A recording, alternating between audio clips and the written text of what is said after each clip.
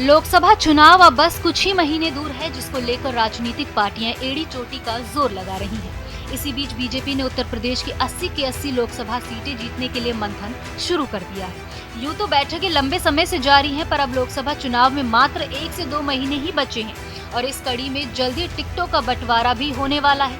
सूत्रों की माने तो इस बार बीजेपी में बड़े स्तर पर नेताओं के टिकट काटे जाने वाले हैं, वहीं कई सीटों पर नए प्रत्याशी उतारे जाने वाले हैं। आपको बता दें, पहले भी अखिलेश यादव ने सूत्रों का हवाला देते हुए कहा था कि बीजेपी लोकसभा चुनाव 2024 के लिए एक सीट छोड़कर अपने सभी मौजूदा सांसदों का टिकट काट देगी। अखिलेश यादव ने कहा था कि बीजेपी पीडीए की ताकत से डर गई है और इसलिए उसने सभी सांसदों का टिकट काटने का फैसला किया है।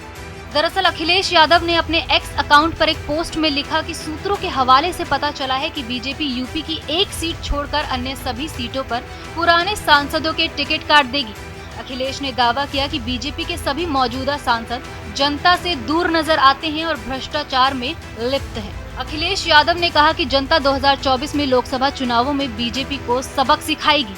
अब वरिष्ठ पत्रकार ब्रजेश शुक्ला के मुताबिक इस बार तकरीबन 30 से 40 ऐसी सीटें हैं जहां प्रत्याशी बदले जाने वाले हैं।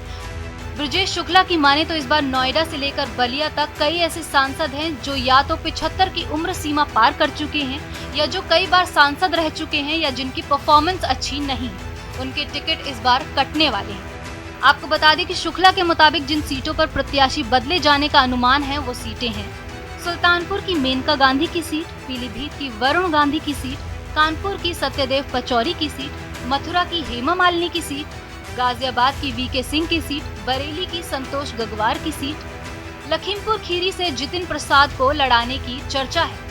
उनका कहना है कि बाराबंकी की सीट पर नया प्रत्याशी उतारा जा सकता है। कुशीनगर से आरपीएन सिंह को लड़ाने की चर्चा है। इसके अलावा प्रयागराज से रीता बहुगुणा का टिकट कट सकता है। देवरिया से रमापति राम त्रिपाठी का टिकट कटने की चर्चा है। अयोध्या से किसी बड़े आदमी के चुनाव लड़ने की चर्चा है। गाजीपुर की सीट राजभर के खाते में जा सकती है और अलीगढ़ का टिकट भी बदला जा सकता है। ऐसे कई अन्य सीट है जहां परिवर्तन दिखेगा। 2019 में हारी हुई 16 सीटों पर इस महीने प्रत्याशी घोषित हो जाएंगे। 18 फरवरी को दिल्ली में होने वाली बैठक के बाद भारतीय जनता पार्टी सबसे पहले इन 2019 में हारी हुई 16 सीटों पर प्रत्याशी उतारने वाली है। बता दें कि बीते 5 राज्यों में विधानसभा चुनाव में पार्टी ने ये प्रयोग किया था। Bureau report, Bharat express, UP.